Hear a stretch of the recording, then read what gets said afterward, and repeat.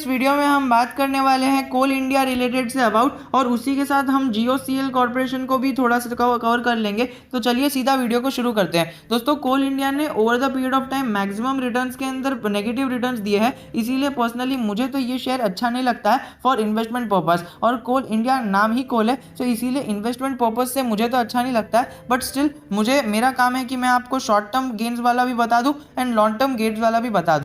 अगर किसी ने शॉर्ट टर्म ट्रेड लिया है इसके अंदर, शॉर्ट टर्म ट्रेडर्स के लिए बहुत अच्छी बात है, क्योंकि देखिए शॉर्ट टर्म ट्रेडर्स के अंदर ना कोल इंडिया लिमिटेड का आपको पता है कि कोल की कितनी शॉर्टेज चल रही है। एंड कोल इंडिया लिमिटेड की तरफ से ही जो हमारा ये पावर मिनिस्टर है, उनकी तरफ से ये बयान आया है कि पावर मिनिस्टर ने बताया है कि हमारे पास इनफ कोल है कि हम 24 दिन तक डिमांड को सप्लाई और कंट्रोल कर सकते हैं। और दोस्तों, ये 24 दिन तो खाली दिखाने के लिए, अगर ये लोग करना चाहे ना, मतलब कम कोल देखे तो फिर ये 30 कर सकते हैं, मतलब 1 महीने तक कर सकते हैं। दोस्तों, मैं इन्हें गलत नहीं कह रहा, मैं इन्हें कह रहा हूं कि इन्होंने क्या बताया है कि अगर आप जनरल जितना पहले यूज करते थे उतना अभी अगर आप यूज करोगे तो भी आपको 24 दिन का एक स्टॉक मिल जाएगा। तो अगर जनरली लोग तो कम ही यूज करेंगे, जैसे कि शॉर्टेज देखकर लोग कम यूज करेंगे, एंड दैट इज वाई कम यूज करने की वजह से हमें ये जो डेज है, ये डेज बढ़ते हुए देखने मिलेंगे। यानी इन जनरल आप पकड़ के चलो तो इनके पास 1 से 1.5 महीने जितना कोल है। और दोस्तों, इनके पास कोल है तो डेफिनेटली ये जो है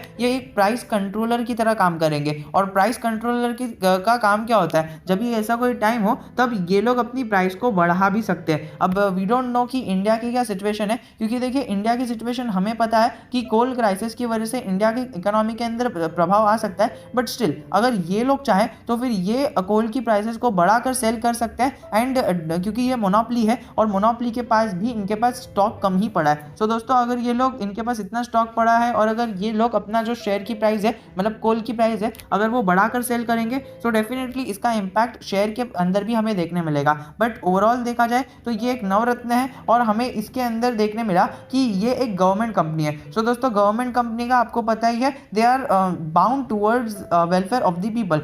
अगर इन्होंने कोल की प्राइस को कम करके सेल किया तो डेफिनेटली कोल इंडिया को तो बेनिफिट कोई भी हमें शेयर के अंदर देखने नहीं मिलेगा। डेफिनेटली उससे इंडियन इकोनॉमी तो सुधर जाएगी, जो इंडिया के लिए अच्छी बात रहेगी, बट एज एन इन्वेस्टर आपको उससे कुछ फायदा देखने नहीं मिलेगा। दोस्तों, it totally depends on government की वो कितने प्राइस पर बेचती है। एंड मैं आपको पर्सनली बताऊं ना, गवर्नमेंट विल नॉट डिस्क्लोज कि कौन सी प्राइस पर वो बेच रहे हैं। ये प्राइस का हमें पता कभी चलेगा when we will analyse the result of Q3। तो Q3 का रिजल्ट हमें डेफिनेटली देखना पड़ेगा। तो अगर आप 4 से 5 महीने के लिए इन्वेस्टेड हो तो डेफिनेटली आपको ये फायदा देखने मिल सकता है, वरना आपको शॉर्ट टर्म के में तो इसके अंदर शायद ही कुछ देखने मिलेगा। अगर सब कोल क्राइसिस बराबर चल गए और कोल इंडिया के पास शॉर्टेज नहीं पड़ी तो डेफिनेटली इसके अंदर शेयर की प्राइस बढ़ते हुए हमें देखने मिलेगी। एंड अगर अभी ओवरऑल देखा जाए ना, तो जियोसीएल कॉर्पोरेशन ये भी मार्केट के अंदर लिस्टेड है एंड इसके अंदर ट्रेडिंग्स कम ही होती है, और ये कोल इंडिया से भी पहले से लिस्टेड है। अगर हम बात करें, ये 2007 से लिस्टेड है और कोल इंडिया तो अभी अभी आया है 2010 में। दोस्तों, जियोसीएल लिमिटेड ने भी इन्हें जो है ऑर्डर दिया है, जियोसीएल लिमिटेड ने कितने का ऑर्डर दिया है वो आपकी स्क्रीन पर सामने ही है। इतने का ऑर्डर जियोसीएल लिमिटेड ने दिया है। मोटा मोटा 600 करोड़ का ऑर्डर जियोसीएल लिमिटेड ने कोल इंडिया को दिया है। तो अगर कोल इंडिया अपनी प्राइस को बढ़ाकर जियोसीएल को बेचेगा तो कोल इंडिया को फायदा होगा, और वहीं पर अगर जियोसीएल को कम प्राइस में ये कोल इंडिया से माल मिल गया तो डेफिनेटली जियोसीएल को फायदा होगा। एंड ओवरऑल देखा जाए तो ये जो प्राइस है, ये बड़े जो इन्वेस्टर्स रहते हैं और जिसके पास बड़े बड़े नेटवर्क्स रहते हैं, उन्हें ये सब प्राइस का पता रहता है, तो वो लोग अभी से इन्वेस्टमेंट करना चालू कर देंगे। बट अभी हमें नहीं पता रहेगा कि इसकी जो प्राइस है वो क्या है। अगर कोल इंडिया ने ज्यादा में तो कोल इंडिया का नुकसान और जियोसीएल का फायदा, और वहीं पर कोल इंडिया ने कम में बेचा तो डेफिनेटली हमें कोल इंडिया का नुकसान देखने मिलेगा और जियोसीएल का फायदा देखने मिलेगा। दोस्तों, दोनों ही सिचुएशन में अलग अलग जो है वो शेयर को फायदा देखने मिलेगा। ओवरऑल नेवर मोर और लेस, अगर आपको ये देखना है कि हमें किसी स्टॉक के अंदर शॉर्ट टर्म ट्रेड लेना है तो आप एक काम कर सकते हो, आप दोनों शेयर में इन्वेस्टमेंट ना करते हुए, आप एक तुक्का ना लगाते हुए, आप डेफिनेटली एक काम कर सकते हो, आप मंथली का इनका शेयर होल्डिंग पैटर्न देख सकते हो या फिर बल्क ब्लॉक डील देख सकते हो। डेफिनेटली अगर दोनों शेयर के ऊपर ट्रैक कर सकते हो,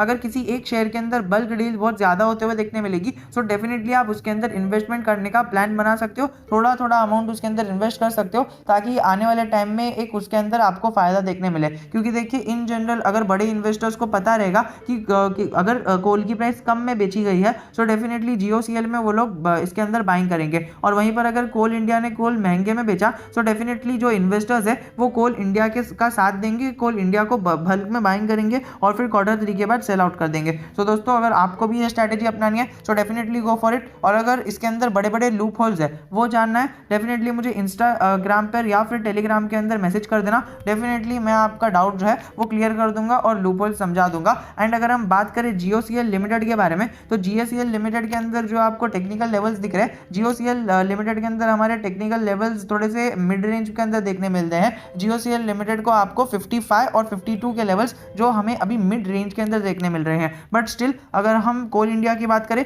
सो Coal India is still more higher at the price. Over valuation थोड़ा सा हमें देखने मिल रहा है if we compare to GOCL। अगर हम GOCL से कंपेयर करें तो थोड़ा सा हमें कोल इंडिया महंगा देखने मिल रहा है। और मनी फ्लो इंडेक्स तो इसके अंदर भर भर के आ रहा है। सो दोस्तों मनी फ्लो जो है इसके अंदर भर भर के आ रहा है, तो कहीं ना कहीं ये एक कारण हो सकता है कि इसके अंदर लोग इन्वेस्ट कर रहे हैं। एंड इन्वेस्ट क्यों ना करें, कोल की जो क्राइसिस है वो हो रही है एंड ऐसे में कोल इंडिया को डेफिनेटली फायदा होगा। कोल इंडिया के शेयर की बात करें तो कोल इंडिया का शेयर भी एक अच्छी खासी मात्रा के अंदर सर्ज हो चुका है। If we talk about this, अगर हम बात करें पिछले एक महीने के अंदर, तो एक महीने के अंदर 24% के रिटर्न्स अपने शेयर इन्वेस्टर्स को कोल इंडिया बनाकर दे चुका है। और पिछले 6 महीने के अंदर 50% के returns are not bad and 1 year के अंदर तो 65% के रिटर्न्स बनाकर दे दिया है। सो अगर आपको कोल इंडिया के अंदर इन्वेस्ट करना है, जैसे कि मैं तो ऐसा कोई किसी को सजेस्ट नहीं करूंगा कि कोल इंडिया के अंदर इन्वेस्टमेंट करो, बट स्टिल अगर आपको करना है तो 170 के सपोर्ट लेवल्स के को ध्यान में रखते हुए आप इन्वेस्टमेंट कर सकते हो।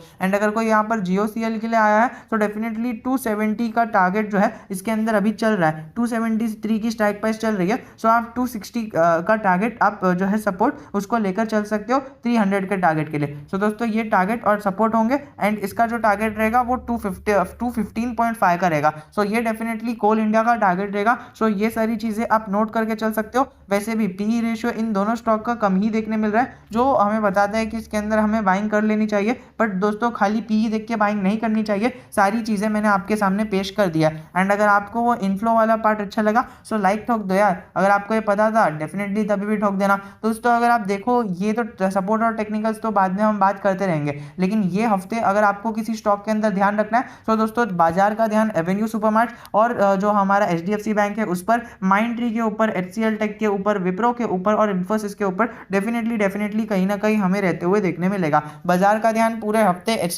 ये पांचों स्टॉक्स के अंदर देखने मिलेगा। Again I am repeating myself, Infosys, Wipro, HCL tech, Mindtree और एवेन्यू सुपरमार्ट्स और HDFC बैंक। सो दोस्तों ये सारे स्टॉक्स जो है आपकी वॉच लिस्ट पर जरूर की जरूर होने चाहिए। अगर आप एक ट्रेडर हो और अगर आप एक इन्वेस्टर हो तो भी आपके पास ये वॉच लिस्ट के अंदर स्टॉक होने चाहिए। और अगर आपको ज्यादा से ज्यादा इनके फाइनेंशियल रिजल्ट्स का, Q2 का रिजल्ट्स का एनालिसिस चाहिए तो डेफिनेटली आप मुझे कमेंट सेक्शन में बता सकते हो। और अगर आप अभी तक वीडियो देख रहे हो तो मुझे लगता है कि आपको थोड़ी सी किसी एक पार्ट के अंदर मजा आ गई होगी वीडियो के। और अगर आपको वीडियो पसंद आया डेफिनेटली मुझे कमेंट सेक्शन में बता देना कि ऐसी और वीडियोस आपको चाहिए या नहीं चाहिए ऐसी डिटेल्ड एनालिसिस पे। और अगर कुछ पार्ट खराब लग गया हो तो डेफिनेटली मुझे वो भी कमेंट सेक्शन में बता देना ताकि हम आगे इंप्रूवमेंट कर सके। तो दोस्तों दिस इज फिनग्रो साइनिंग ऑफ। जय हिंद, जय Bharat. If you have any doubt relating anything I am always just a comment away from you. जय हिंद, जय भारत।